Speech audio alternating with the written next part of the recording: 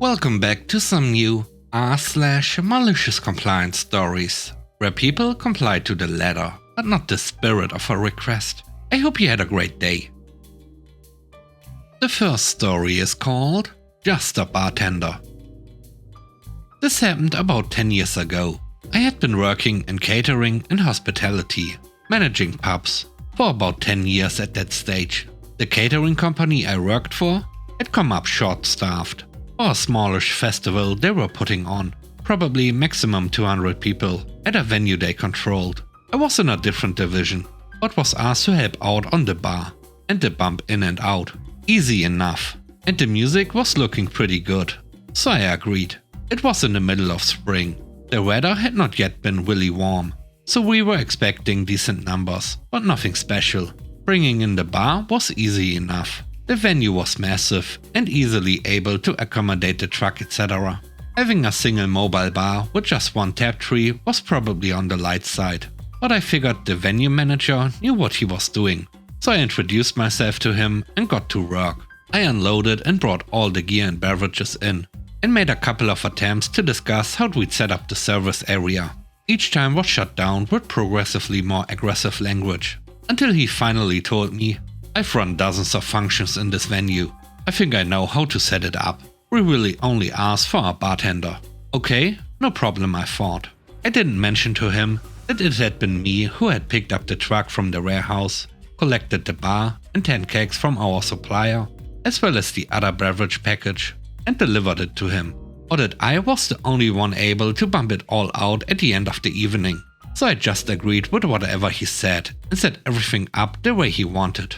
The weather ended up being beautiful, hot with a light breeze, and the turnout was more like 400, much better than expected. Pretty quickly, it turned out that we were struggling to keep up with bar service, so I suggested that rather than a traditional service, we should have one person on the till, one person constantly pouring beers, and one person filling other drinks. Again, I was snapped at by the now clearly stressed venue supervisor. "You just keep serving and let me do the thinking." Now I'd had enough. Customers were getting frustrated at the slow service, and this peanut was too proud to accept advice from someone far more experienced. And then the keg blew. I was about to change it, when the peanut stepped in and said he would take care of it. I checked that he knew what he was doing, and was assured he'd done it 100 times, and to back off and leave him to it. So I did. I watched him not uncouple the gas line and go straight for the beer lock. He had his face right in the spot, so as soon as he cracked the lock, he copped a huge spray in the face of nice warm beer foam, all through his hair and all over his glasses, wet all down the front of his shirt as well. It was glorious, and the first 30 people in line thought so as well, because they'd witnessed some of his antics. I didn't hear much from him for the rest of the day.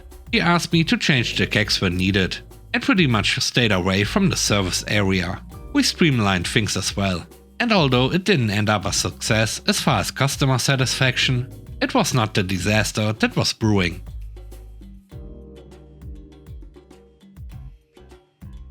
The next story is called Just Do It.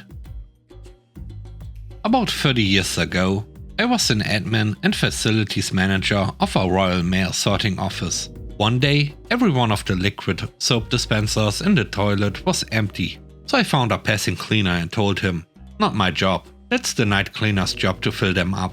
He obviously didn't do it, so you need to go to the cleaning cupboard, get some soap, and make sure there's some in each one of the dispensers, so people can wash their hands." I go back upstairs to my ivory tower, and 5 minutes later, I got a phone call to say I needed to sort out the liquid soap dispensers in the toilet. So I went back downstairs, and in each liquid soap dispenser, there's a bar of solid soap. The third story is called Remove Them. I work as a sales advisor in a showroom. The company recently went through some changes, specifically with the way price tickets are created. All tickets are to have QR codes linking to the item online. But what makes things worse is that they've updated the printing system. So now, if a product is not on the website or just hasn't had its QR code linked, it will output a script error, making it impossible to print that ticket. As a result, I have been making tickets from scratch, for newer products, or products that are just not on the site yet, for the past year. This was supposed to be just while the other departments got the proper ones made. Fast forward to last week. I got an email from upper management asking for a list of all the tickets needed for the showroom. A little over 100 tickets at this point. I do so, as I thought this was just them wanting to make a push to have the rest complete. Half an hour later, I got a follow-up email saying we need to deal with the issue at the source, questioning why I didn't inform anyone about the tickets needed. I did. In fact, I'm still waiting for some that I asked for back in January. They were questioning why I even got the template for the tickets, since they would never give one out. After responding, I received another email stating that I should never have done that, as it looks unprofessional having some tickets with and without QR codes.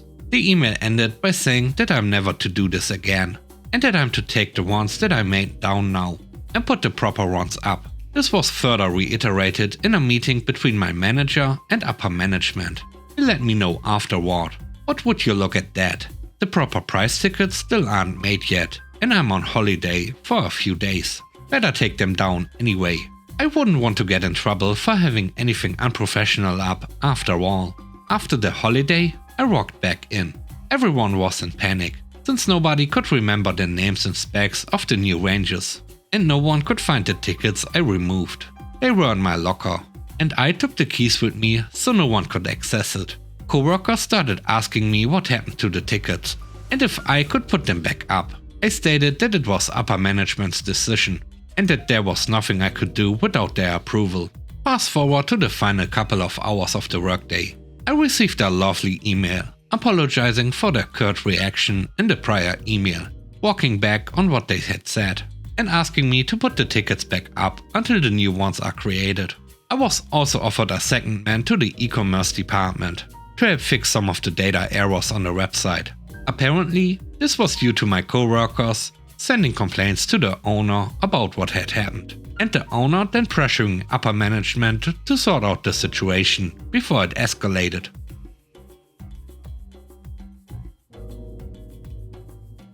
The last story is called Meal Plan. This happened in my freshman year of college, about 20 years ago. My university had just invested in a big new dining hall. To help pay for their investment, they required all new students to buy a 150 meal plan for both semesters. This was a big financial burden, but my parents pooled funds to help me out and make it happen. Shortly into my first semester, I found out from friends that the meals you didn't use didn't roll over. Since I lived off campus, I knew I wouldn't be able to use them all.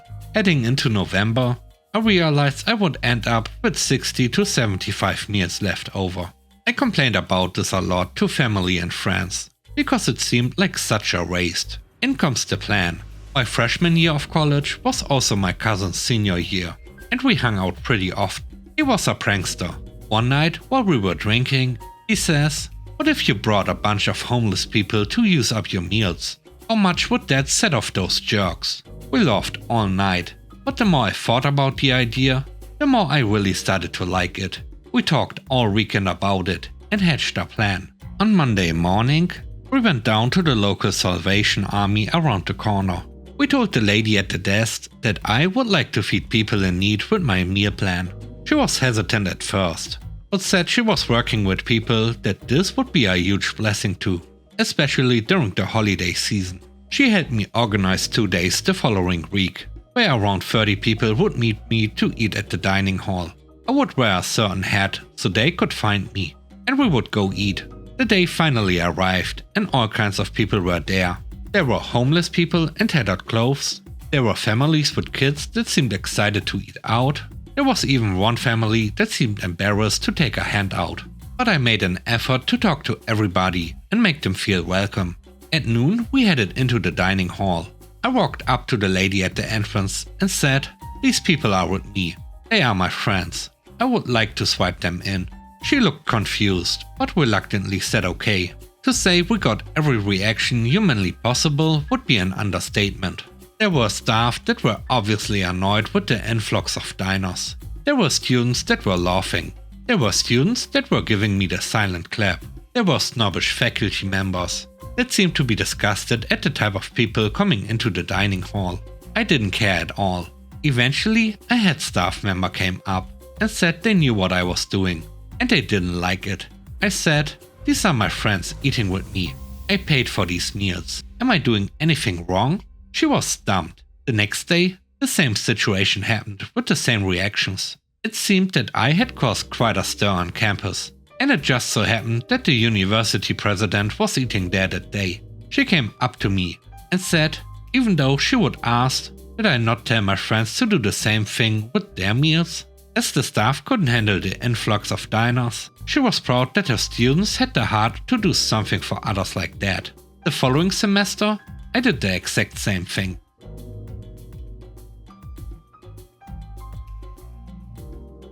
Thanks for watching the video. I hope you enjoyed it. If you did, please don't forget to leave a like, comment and subscribe. And if you have time, watch another one of my videos. And now, I hope you have a great day. See you soon. Bye bye.